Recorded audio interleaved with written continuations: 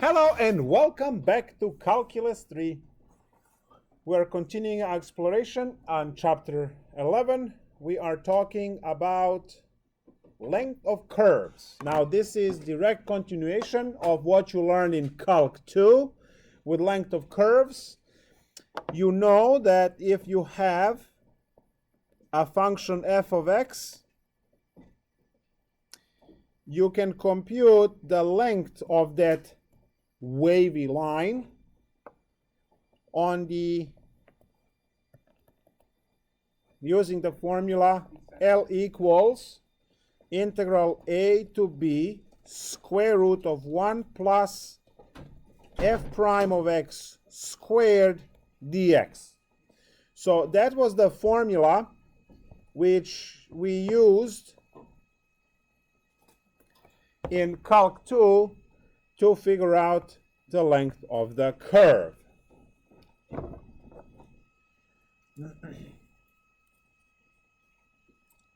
Now, how do we figure out the length of the curve of the circle? Well, that's easy, right? We have the circumference and we just use 2 pi r, right? But then, why I picked circle? I picked circle because circle is not a function. You can't integrate because it has f of x there. So you would have to do some clever stuff to figure that out. So is there a way to do better, right? To do this in a different way so that when we run into those curves that are not functions, that we can, deal with those. And the answer to that is yes. There are two other forms of this equation, one expressed as parametric equation and one expressed as polar, to deal with situations where this integral, you either can set it up or can integrate. So you can set it up when the curve you have is not a function. If you have to use implicit differentiation and you get something terrible with y cubed and so on, you can set it up this way. And also, in some cases you will be able to set it up, but then you can't integrate because what you got there is just terrible. So we want to explore those other ideas. Now, since we have people sign up for the honors section, this is a good proof. So entire section, those of you who signed up for honors option, this entire lecture needs to be starred because you have 3 proofs in this particular section alone. The first one is derivation of this formula, which is also done in Calc 2. And the derivation of this formula is that you have a curve, and if you take a look at delta y and delta x, and this is your L, you have the actual length of the triangle. So you have your delta x squared plus delta y squared to be that little L squared, right? So that's the derivation. That's how you derive the formula. From where L squared is equal to square root of delta x squared plus delta y squared. Sorry, just L, not L squared, because you put the square root on the other side. And then you factor out delta x squared. And when it emerges outside of the square root, it becomes a single delta x squared.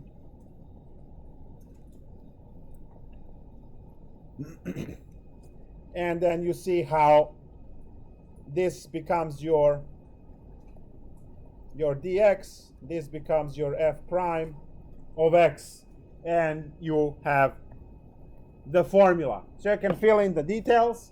That's the derivation for the main formula from Calc 2. You can fill in the details. We are focusing in Calculus 3 on the other two formulas, which are the arc length in parametric, right, and polar.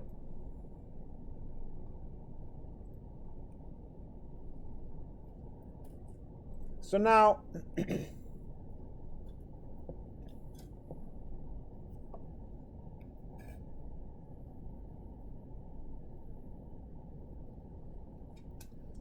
how do I deal with this? I say that I'm going to first write this formula as integral a to b 1 plus, and I'll use dy dx squared, much better notation. And I'm going to multiply by dt over dt. And then the software is going to crash because it's a very powerful move.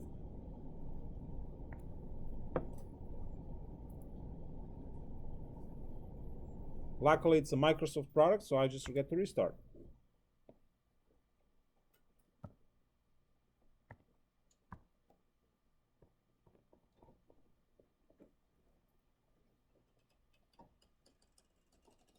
So now I am rearranging this.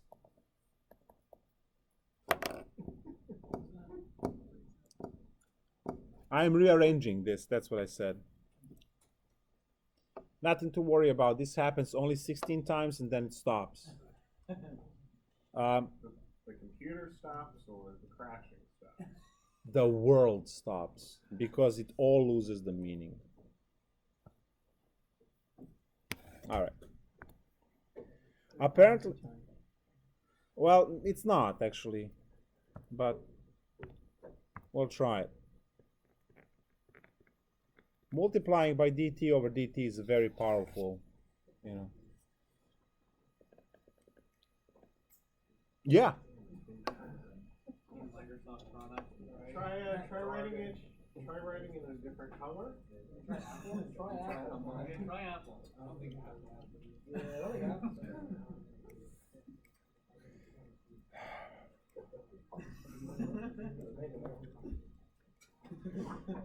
The things I want to say, and it's live. I mean, we got one. Yes? What is that? Ready to go. What is that? Stop. Ah. I actually don't know what. 3 times in a row. No, I said 16 times. It only did 3, so 13 to go. All right. Needs a password and can enter a password. I don't want to enter my password because then it crashes more. You should do it anyways.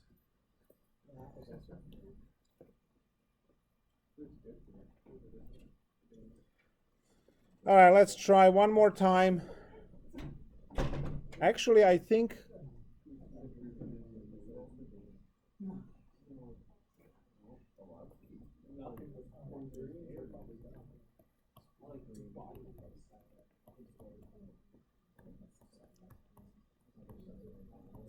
all right, we are in business, guys. We are in business. So what I did is I rearranged, right? So instead of having dt over dt, I have a dx over dt. And now that is going to undergo the square root. So this piece is going to go inside the square root, which means it's picking up a square. So you are... 12 more to go. Someone in this classroom is the bad luck and is tripping my computer, so I guess by process of elimination, yeah, I think it's her. Because you... How much did we lose? one line. All right, we're getting there. It's straight. Yeah, it's funny. So let's see.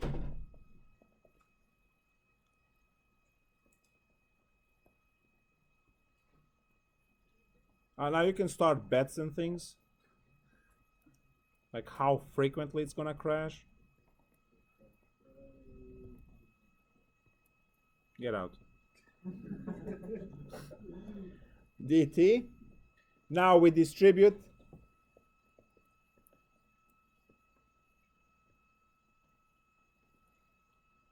So we have dx dt squared plus, observe that dx and dx, they're both squared. They cancel, so you're left with dy dt.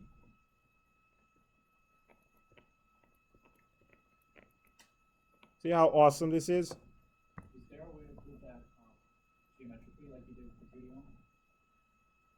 Nope, that's just derivation.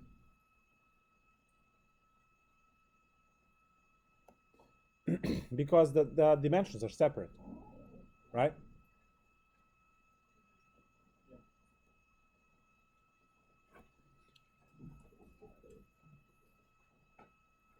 So this will help greatly to find the length of the curve, and I'm going to ask you to prove that the circumference is 2 pi r.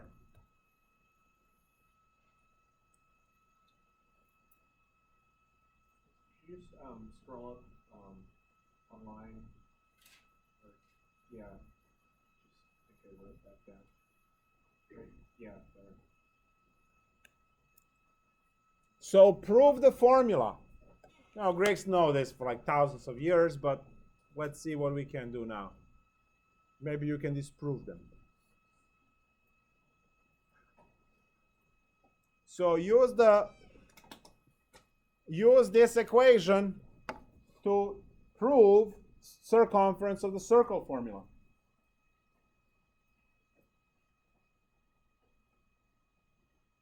Where do you have to start? What's the first thing you have to do? Parametricize the circle, exactly. You have to parametricize the circle. So what are the parametric equations that describe circles? That's what goes into the dx dt and dy dt.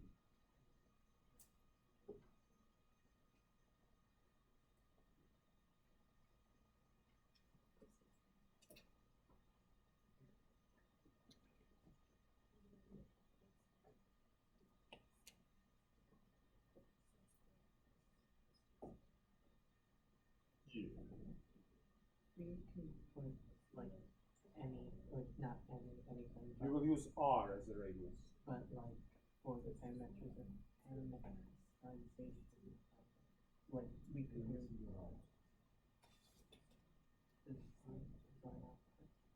R is the radius, and then R is the R for the geometry. So one has a vector, one is what's the radius scale.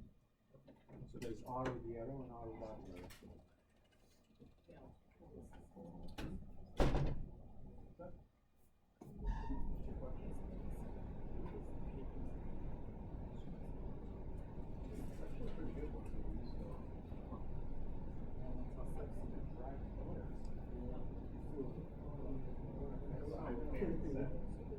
The lights. Guys, can you close the window a little bit? We're getting the wildlife coming in. Eventually they'll start screaming over there when they figure out that something's big coming in. It's either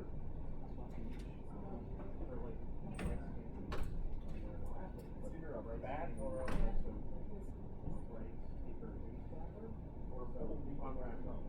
about that size.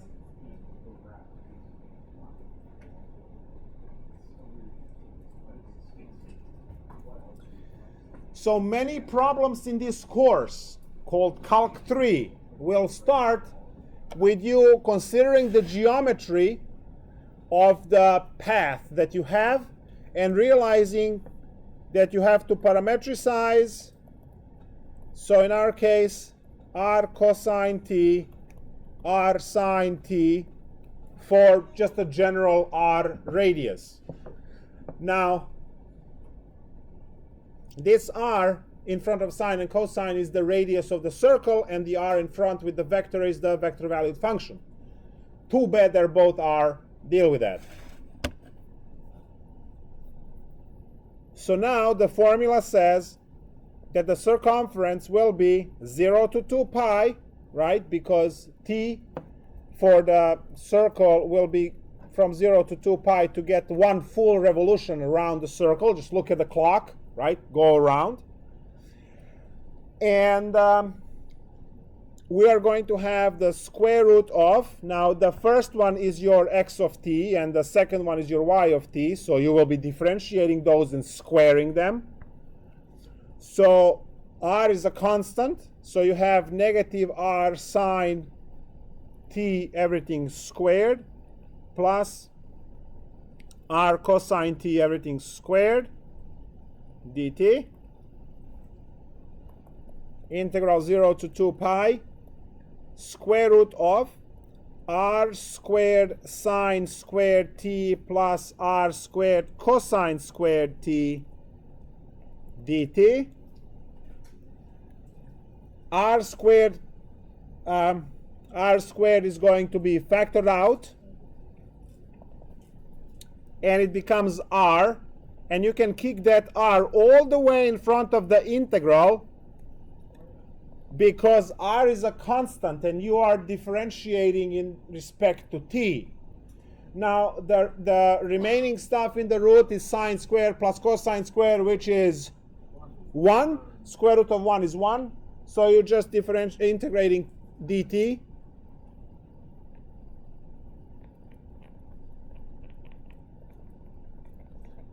And there you go. Equation for the circumference of the circle, radius r. So if anyone ever asks you why, you'll have some parametrization to do.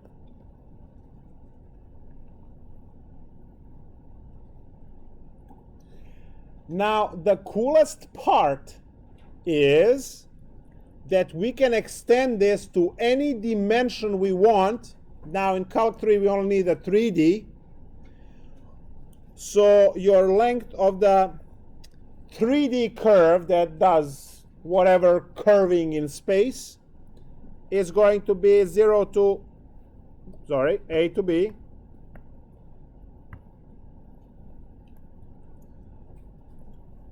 square root of dx dt squared plus dy dt squared plus dz dt squared everything dt.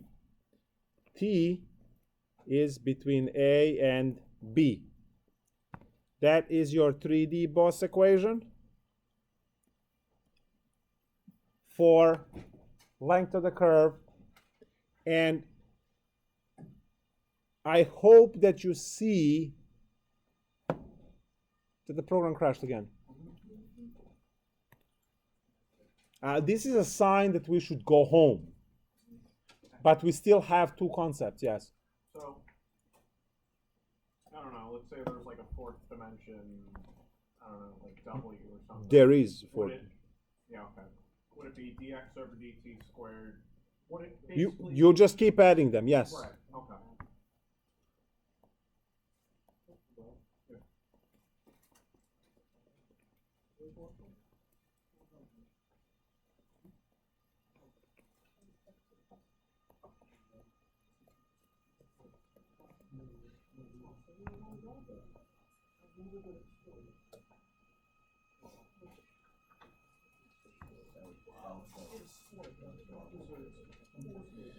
Okay, let's try to get the rest before this explodes any further. Now,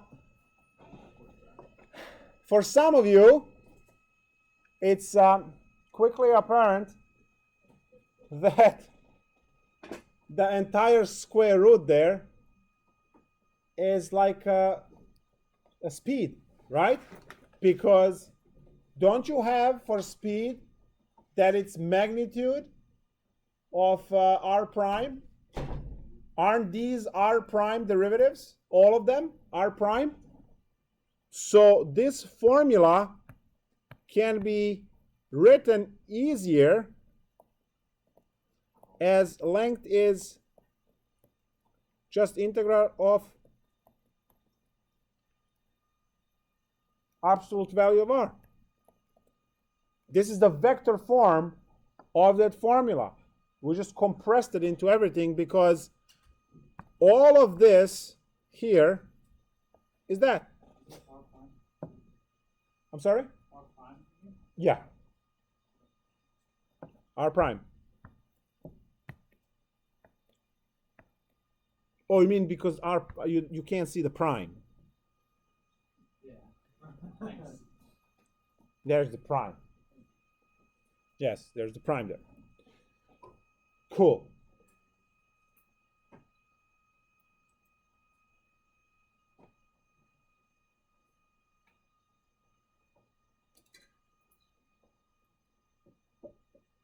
Okay, so how about hypocycloid? Hypocycloid?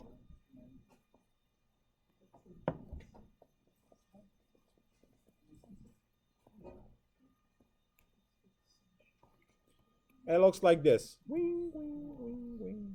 It's like a, it's fun shape. So the equation for this is r equals to cosine cube t sine cube t on 0 to 2 pi. So unleash the formula upon this to figure out the length of the curve.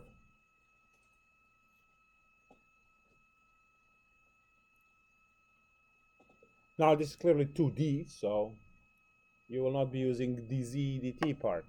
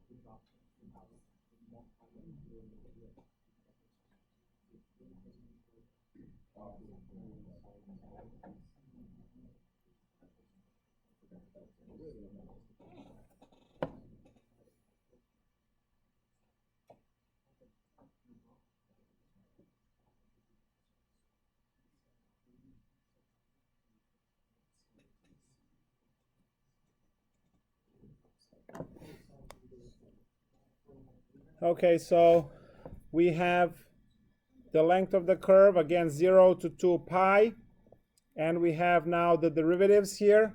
These are all going to be, right, chain rule. So we have 3 cosine squared t times negative sine t, that's the derivative, and that has to be squared,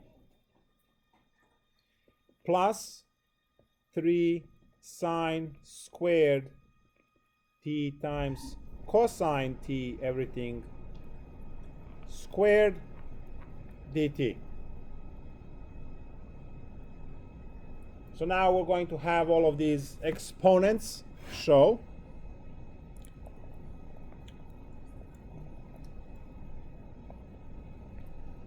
Nine cosine to the 4t sine squared t plus 9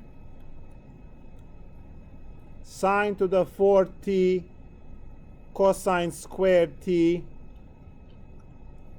dt. We can kick 3 in front of the integral. That's when you factor out 9s. And then you can factor out sine square, cosine square. They go in front of the square root and lose their squares. And what's left is cosine squared t plus sine squared t, but we know that's 1, right? So all we have to integrate is 3 integral 0 to 2 pi of sine t cosine t dt. How do we integrate this? Put 3 over 2 and then add a power to the sine. Nice. That's the best way. But you can also use u sub. So you have a choice between using the basic integration with the trig identity, or you can go and say u equals cosine t. U equals sine t, and then du is cosine t.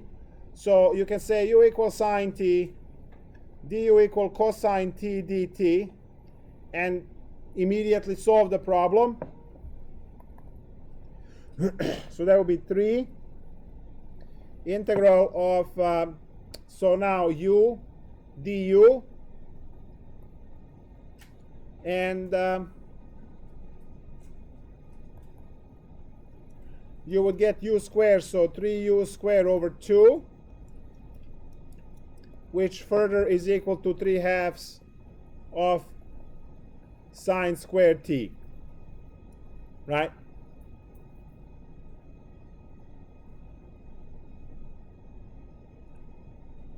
Oh, this is going to give us 0. Whew. So it gives us 0. Calculate a quarter of this then. All right, so let's do this. I am changing this to 4 times pi over 2. So that's a 4.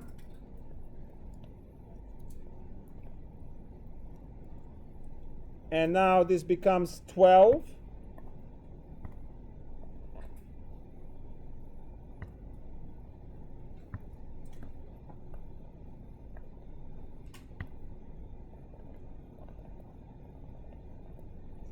Actually, we don't need this.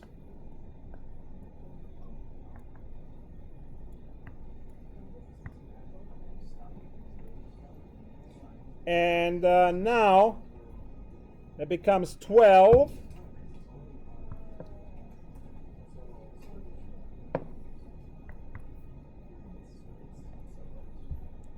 So now this is, let's see, it's a u squared, so 6u squared. And this is from 0 to 1. So it becomes 6. Yes? Can you explain how did you get 12? Because over here on the first line, I'm not going from 0 to 2 pi. I'm going from 0 to pi over 2, which is the quarter of the shape. So I am only computing this much. Okay? Because I'm computing that much, I need to multiply by 4 to get the entire shape, because the entire shape has 4. And then you have that square root of 9, which is 3. 3 times 4 is 12. Bueno?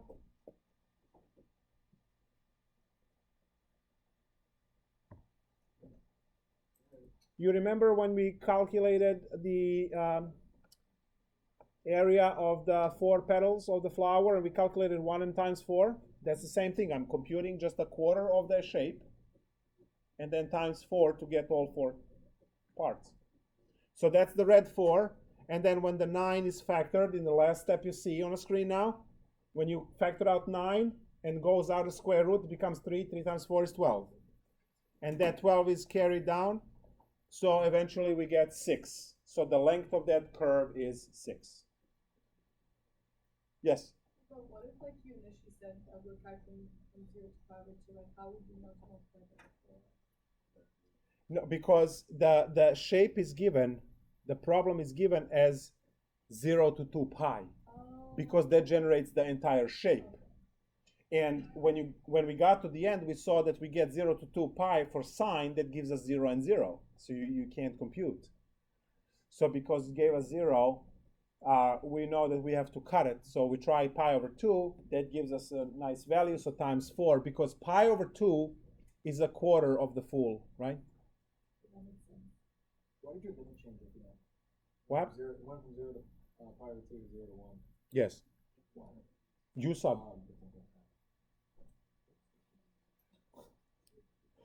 So it went from, you plug in 0 into sine t, you get 0, and you plug pi over 2 inside t, sine of pi over 2 is 1. I didn't want to go back into x and stuff like that. It's too much work. Yes? So if you just want to calculate from 0 to 5 or 2, you could just have, like, without the 4, right? But we couldn't. Oh. I calculated without the 4, right? And I went all the way down, and when I got to the last step, it was sine squared from 0 to 2 pi. Sine of 0 is 0, sine of 2 pi is 0, and I'll get a number, right? I get 0. But if I do 0 to 2 pi, pi over 2, we get the value. And then times 4. You are. Now, what Ivan was suggesting, a better way to compute the integral, or more fun way to compute the integral, was 12, 0 to pi over 2 sine t cosine t dt. He said borrow a 2 from 12 to create double angle formula, so we get 6 sine 2t dt from 0 to pi over 2. So you steal 2 from 12, right, to create 2 sine t cosine t, and that condenses into a double angle formula there. So now when you integrate sine of 2t, the integral of sine is negative cosine, so this becomes negative 6 cosine 2t over 2 from 0 to 2 pi. And we don't get the same number. Isn't it pi over 2? That's what I said, pi over 2, pay attention. Why are we not getting the same number over here? Wait, if it was still 2 pi, what would that? Oh, you have to break it apart differently now. You can't go 0 to 2 pi over 2. You have, what? Oh, cosine pi over 2 is a pi. So you'd be minus and minus. Minus and minus is 1, yeah, okay. Yep, still works. Awesome. Yep, 3 plus 3. All right. Cool. No, cosine of 2 times pi over 2 is cosine of pi. Cosine of pi is negative 1. So negative 1 times that, negative 3 is 3, and then you get negative 3 again with the minus from the formula. 3 plus 3 is 6. Yep. All cool. So let's hope no more crashes. But we just have one more formula and we're done, which is polar formula for this. So now what do I have here? The further, if I look at this, I have what do I have now? Something, right? So length is 0, so a to b square root of 1 plus f prime squared of t x dx. Length is also a to b square root of dx dt squared plus dy dt squared dt. So those are the two we covered so far. And last one we have is the polar one, which is L equals alpha to beta. Now we have angles, so alpha to beta, square root of f of theta plus f prime d theta.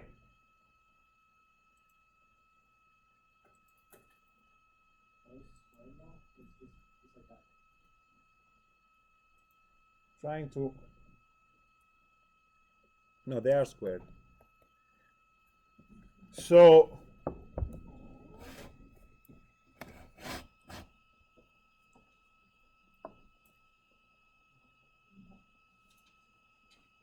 okay, yep.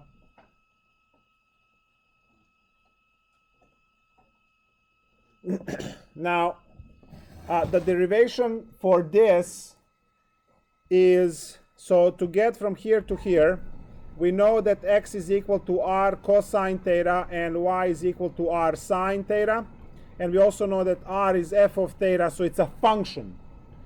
If you are differentiating these to get dx d theta, you will have to have a product rule there, so it's going to be each r is f of theta, so you will have the product rules. Again, this is for the honors part of the class. So dx d theta is, copy the first, so that's f of theta, times derivative of cosine, which is negative sine theta, plus copy the second, which is cosine theta, derivative of this is f prime of theta. And you have dy d theta, do the same thing.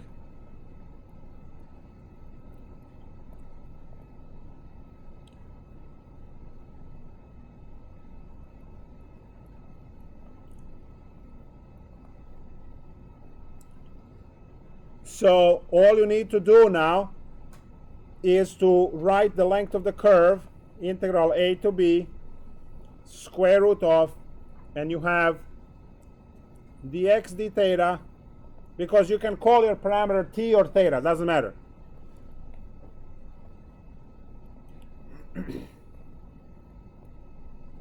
You just need to plug these two in. So plug in and clear algebra. The answer you get will be that the length of the curve, we use alpha and beta because now it's in terms of angle theta, is going to be f of theta squared plus f prime theta d theta. And that is the polar curve. So arc length in polar, arc length of a polar curve.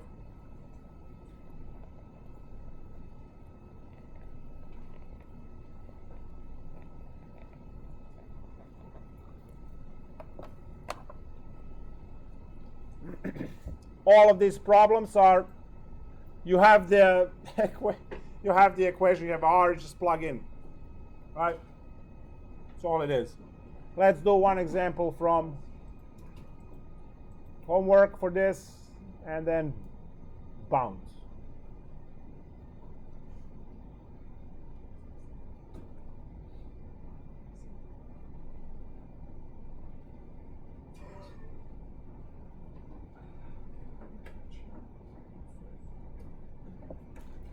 So here's the spiral.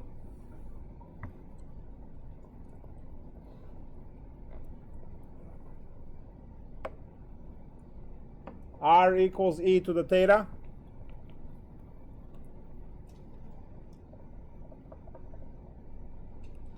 And it goes from 0 theta to 2 pi n. N is the integer.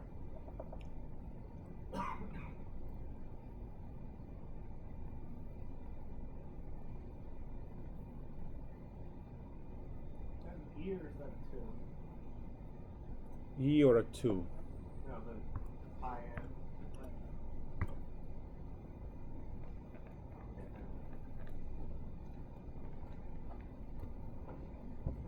All right. What's funny? So I know that the f of theta is e to the theta. The derivative of f of theta is also e to the theta. So we feed that into our integral 0 to 2 pi n. Square root of e to the 2 theta plus e to the 2 theta. Remember that each one has to be squared. D theta. And that gets me root 2 I can kick out, because when you get these, it's 2 of these. Now square root will kill. I can, yeah. So the square root kills the 2, and you're just integrating. So root 2 times 0, 2 pi n of e to the theta d theta. And the integral of that is just e, so root 2 e to the theta computed from 0 to 2 pi n. And we get, I'll start with the, so root 2 e to the 2 pi n minus 1, because it's 0. And that's the length of the curve. So depending on, this is spiral. You know what the spiral is, right?